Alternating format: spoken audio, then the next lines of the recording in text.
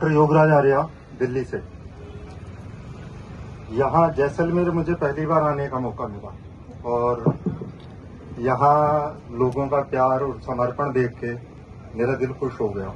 ऐसा बहुत कम कैंप में होता है कि पूरी टीम काम कर रही है, वरना ज्यादातर जगह क्या होता है कि कुछ लोग काम कर रहे होते हैं और बाकी सिर्फ कंपटीशन के चक्कर में लगे होते हैं, भाग रहे होते हैं। पर यहाँ सारे अपनी जिम्मेदारियां ईमानदारी से निभा रहे थे, तो इसके कारण मेरा रुकने का भी मन किया।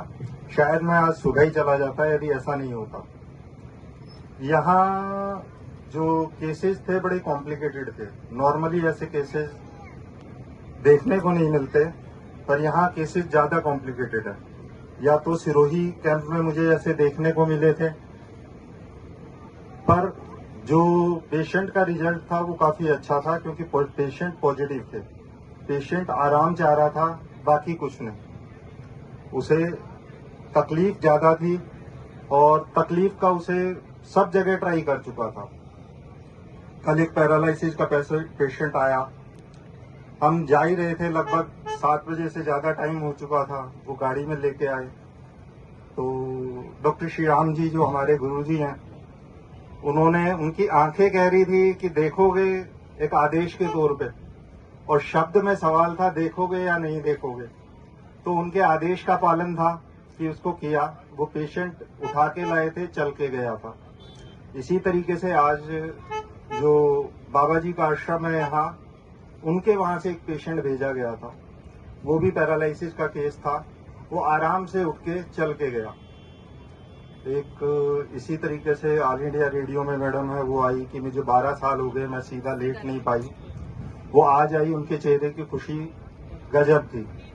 मतलब कि शब्द नहीं थे उनके पास कि ऐसे कैसे हो गया कि मैं 12 साल से जो सोई नहीं और मैं आराम से सो गई। वो इतनी खुश थी, आई। तो ये सारी चीजें हैं, आसान है। आयुर्वेद, प्राकृतिक चिकित्सा, होम्योपैथी, जितना भी आयुष का सेगमेंट है, यदि प्रॉपर तरीके से किया जाए तो बहुत बेहतरीन रिजल्ट आता है। और ये एक टीम वर्क है। आयुर्वेद अपने में बहुत विशाल सागर है, जिसके आगे एलोपैथी कहीं नहीं टिकती। आप कहते हो कि सर्वाइकल का ऑपरेशन करना पड़ेगा, साइटिका का, डिस्क प्रॉब्लम का ऑपरेशन करना पड़ेगा। मैंने बहुत पेशेंट ठीक किए हैं जिनका ऑपरेट नहीं करना पड़ा। तो ये हमारा, यदि आप अपनी चिकित्सा पे खुद विश्वास करोगे तब आप इस चीज को कर सकते हो। हमारा सबसे बड़ी कमी क्या है कि चाहे आयुर्वेद के डॉक्टर हों, चाहे यूनानी के हों, चाहे होम्योपैथी के हैं, चाहे नेचुरोपैथी के हैं, उन्हें अपनी चिकित्सा पद्धति पे विश्वास नहीं है। तो यदि आप अपने पे विश्वास नहीं करोगे तो दूसरा कैसे विश्वास करेगा। और रिजल्ट इम्प्रूव होता है। मैंने यहाँ वीडियो नहीं बनाए, जो कुछ वीडियो हैं, जो पेशेंट आ गए, अभी मैडम के सामने ही केस था कि कुछ नहीं उठता, हाथ मिलाते हैं तो उंगली टच करते हैं, और 10 मिनट के बाद वो सिलेंडर उठा के चल रहे थे। क्यों? सब कुछ है हमारे पास, मर्म है, हमारे पास एक्यूपंक्चर है, हमारे पास इतनी चिकित्सा की पद्धति है, हमारे पास नब्ज की है, नाड़ी परीक्षा है। नाड़ी परीक्षा टेस्टिंग के बगैर, आपको टेस्टिंग करने की जरूरत नहीं है। टेस्टिंग किए बगैर आप बता सकते हो पेशेंट को तकलीफ क्या है।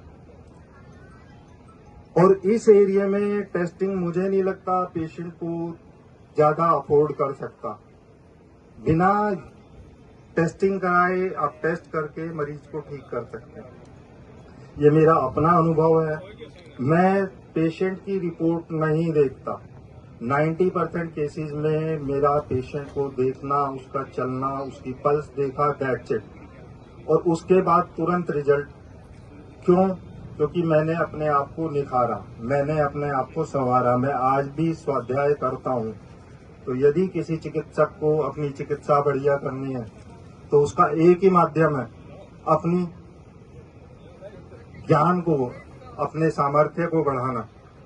तो मैं इतना ही कहूंगा, ऐसा प्रयास जैसलमेर में होता रहे, क्योंकि यहाँ लोगों को बहुत जरूरत है। जोधपुर में जरूरत नहीं है, जोधपुर में जरूरत नहीं है, जयपुर में कर रहे हैं, जयपुर में जरूरत नहीं है।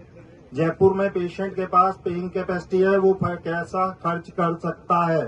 वहाँ एनआईए है, एनआईए के कारण कर सकता है। पर यहाँ क्या है, यहाँ कुछ नहीं है। चिकित्सक के पास संसाधन नहीं है। मुझे सुन के हैरानी हुई जब कहा कि हमारे पास अस्थि संधारक नहीं आता, जबकि बाहर वहाँ भरा पड़ा है।